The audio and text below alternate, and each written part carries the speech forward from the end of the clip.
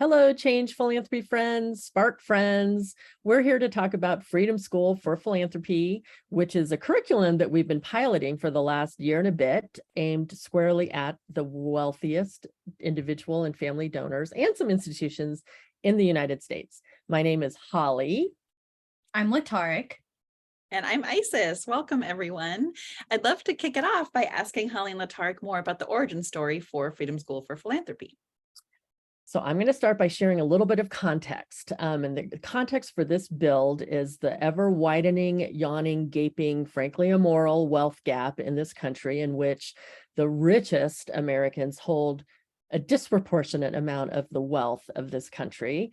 At the same time, we know that there is increased interest on the part of these donors and all of us in addressing and funding the most important equity and justice movements of our time, especially since the many crises ongoing post from 2020 onwards that we all know about in this room.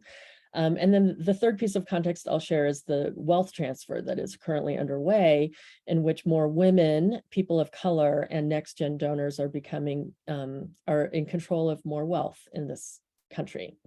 Lataric, would you like to share a little bit about what's the first thing we did when we were building this thing?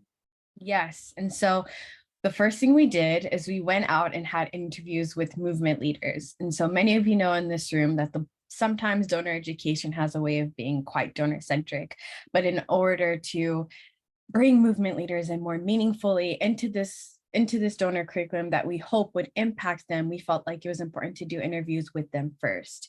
And so we asked them, what has it felt like for you to be in right relationship with philanthropy? What do good relationships feel like with good donors?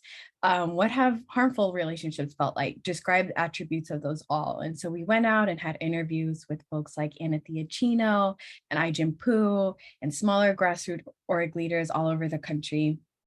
And what they told us is that being in good relationship with a good donor feels like a donor who has some rudimentary or understanding of an issue area that I'm involved in, and they've interrogated power on some level, that they've articulated their values.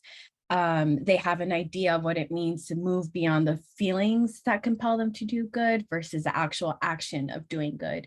They're accountable. And they have moved from just the transactional practice of handing dollars over and have moved into more transformational relationships with us. To date, we have run 3 cohorts. Our first cohort, actually, we had the opportunity to run with the upper high net wealth staff group over at Fidelity Charitable. Our second cohort was run with the philanthropic partnerships team at the Bill and Melinda Gates Foundation.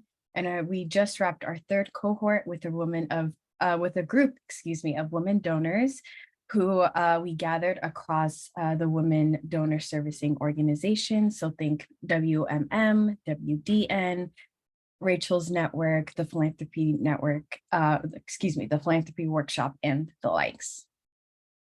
And WMN is Women Moving Millions, WDN is Women Donor Network. And so across multiple women networks, we got to run this content. And then just to emphasize one thing that Lataric said that's super important is that we built this curriculum, Freedom School for Philanthropy, around the wishes and guidance of the movement leaders, over a dozen movement leaders and a handful of high net worth donors, many of whom were nominated by the movement leaders. We built this curriculum around their wishes and guidance. So Isis, what have we tried in the last 18 months or so, and what have we learned? Thank you, Holly. I'm going to pull up some slides and share a little bit more in the back end of how we've run our sessions.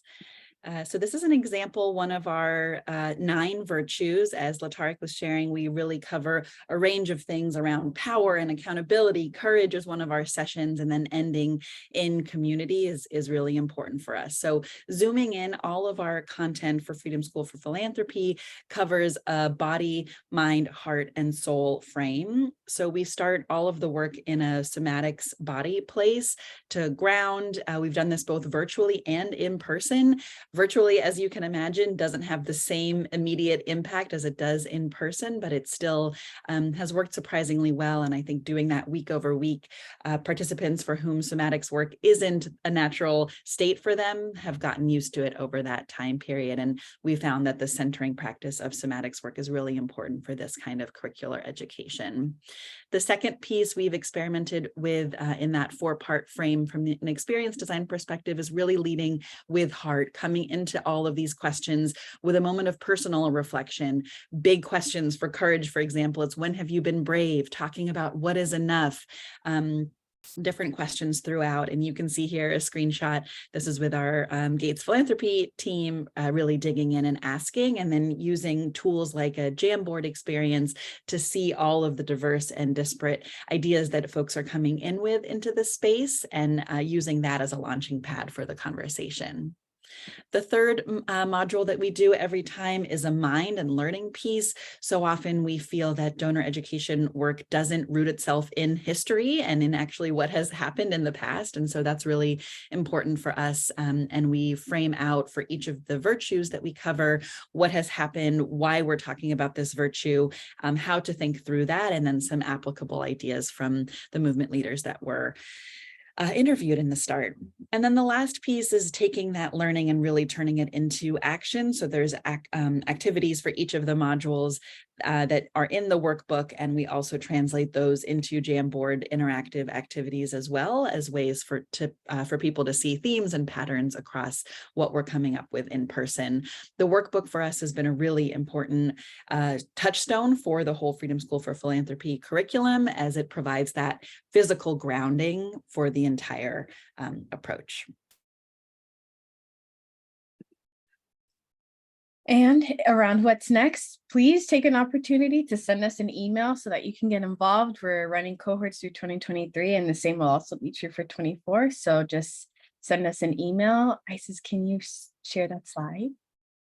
And I'll add a couple things here. We're developing a facilitator's guide for advisors, and we're putting up pretty much all of the content for free online on a website that is going to be up hopefully by the end of the summer, and certainly by the time we meet up in Los Angeles.